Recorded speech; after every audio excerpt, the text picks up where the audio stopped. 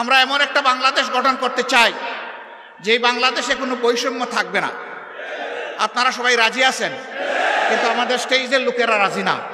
কারণ আপনারা নিচে বসে আছেন সাধারণ চেয়ারে, ওনারা দামি চেয়ারে এখানে বসে আছে।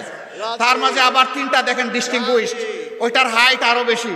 আইসা দেখি যে এই তিনটাতে আবার বিছানো আছে, কি বলে জানি, টাওয়াল দেওয়া আছে। তো আমি বৈষম্য বেশি দূর করতে পারি নাই, প্রথমে আমার টাওয়ালটা ফেলে দিছি। আগামীতে এই ধরনের কোনো আয়োজন হলে সকল চেয়ার সমান থাকবে ইনশাআল্লাহ। যে চেয়ার নিচে থাকবে দেখার স্বার্থে যদি একটা স্টেজ লাগে তাইলে সেই চেয়ারটাই উপরে থাকবে ইনশাআল্লাহ। আপনারা সবাই রাজি আছেন? আপনারা তো রাজি থাকবেন। ওনারা রাজি কিনা? ওনারাও রাজি আছে, আলহামদুলিল্লাহ। তাইলে আমরা উভয় পক্ষ রাজি যে আমরা সকল ক্ষেত্রে বৈষম্যহীন চলবো ইনশাআল্লাহ। তবে এটা ঠিক যে যার যার রুচি মতো চলবো। যেমন আমার গায়ে একটা সদরিয়া বা একটা কোটি আছে, তাই বলে সবাইকে কোটি পরতে হবে না। ব্লেজার যার পছন্দ তিনি ব্লেজার পরবেন, শীতের দিনে সোয়েটার, গ্লাভ, চাদর যার পছন্দ তিনি তাই পরবেন।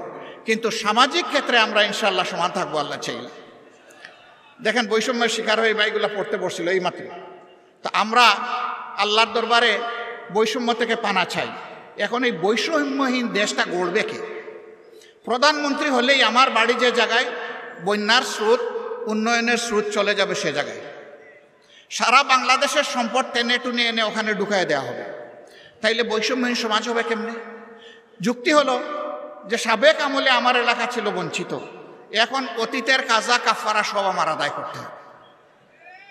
আমরা কথা দিচ্ছি ইনশাআল্লাহ আল্লাহ তাআলা যদি জনগণের মনে ভালোবাসা, আমাদের প্রতি সমর্থন তৈরি করে দেন, তাহলে আমরা এমন বাংলাদেশ গড়ব যেই বাংলাদেশে প্রধানমন্ত্রীর জেলার আগে অন্য জেলাকে আগে চোখ দিয়ে দেখা হবে ইনশাআল্লাহ।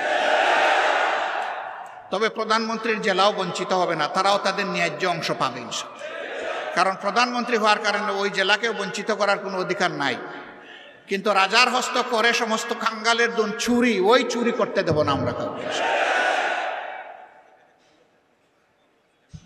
যদি আল্লাহ তাআলা আমাদেরকে এই সুযোগ দেন, আল্লাহ ভালো জানেন, প্রিয় জনগণ তারা বিবেচনায় নেবেন। যদি সুযোগ দেন তাহলে ইনশাআল্লাহ আমরা কথা দিচ্ছি যে আমরা দুর্নীতি করব না, দুর্নীতি হতে দেব না। বলবেন তার কি কোনো প্রমাণ আছে? একটু আছে তো ভাই। 2001 থেকে 6 সাল জামাতে ইসলামের যে দেশপ্রেমিক নেতৃবৃন্দকে খুন করা হয়েছে বিচারিক আদালতে, তারা তো 2 জন 3 মন্ত্রণালয়ের দায়িত্ব পালন করেছেন। বলেন বাংলাদেশের কেউ কোনো দুশ্মনও আমাদের তাদের হাতে একটু দুর্নীতির গন্ধ লাগাইতে পেরেছে? পারে নাই। কেন? একটাই কারণ, তারা আল্লাহকে ভয় করে।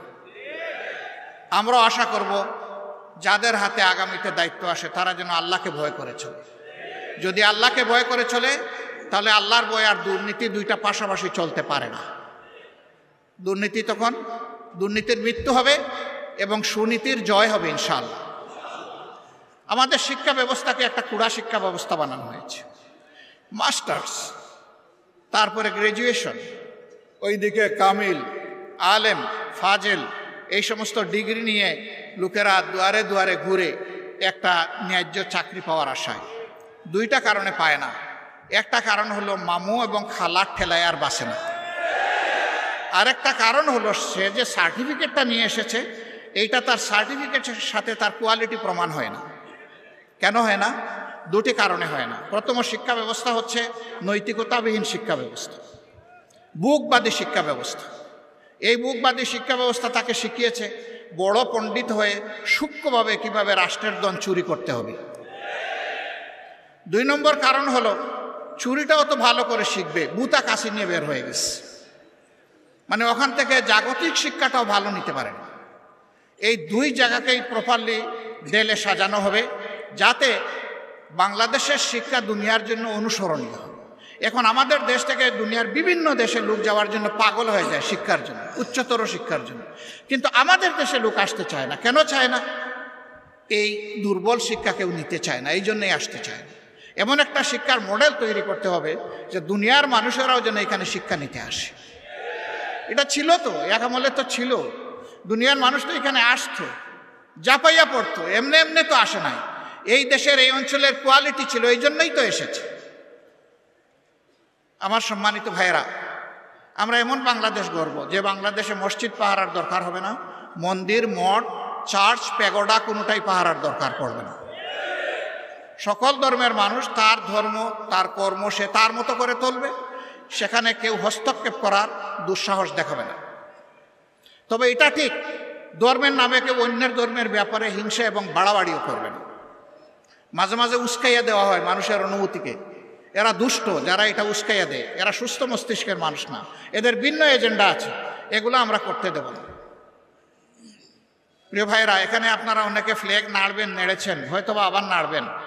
দুটো ফ্ল্যাগ ছাড়া কোনো ফ্ল্যাগ এখানে উঠবে না। একটি বাংলাদেশের ফ্ল্যাগ আর একটা বাংলাদেশ জামাতে ইসলামীর লোগো সম্বলিত ফ্ল্যাগ। এর বাইরে মেহরবানি করে কোনো ফ্ল্যাগ এখানে উড়াবেন না।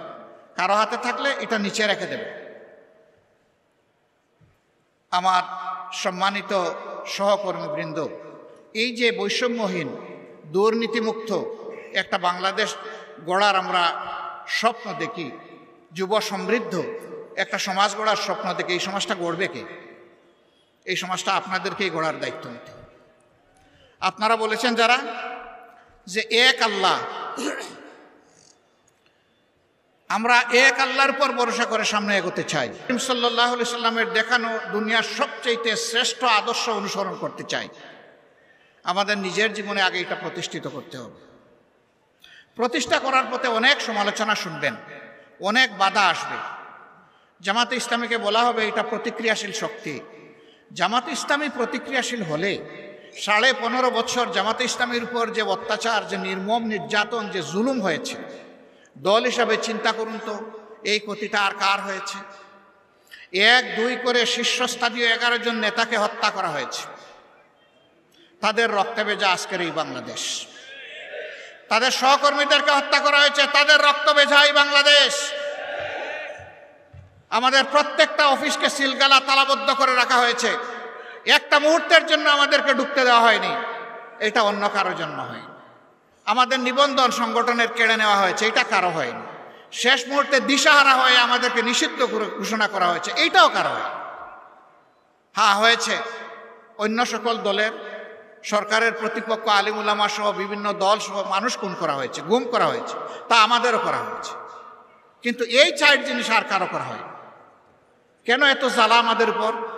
ওই যে প্রথমেই বলেছি, বাংলাদেশ জামাতে ইসলামী পরীক্ষিত দেশপ্রেমিক শক্তি, বাংলাদেশের স্বাধীনতা সার্বভৌমত্বের ব্যাপারে কারো সাথে আপোষ করেনি, কারো সাথে আপোষ করছে না এবং ইনশাআল্লাহ কারো সাথে আপোষ করবে না।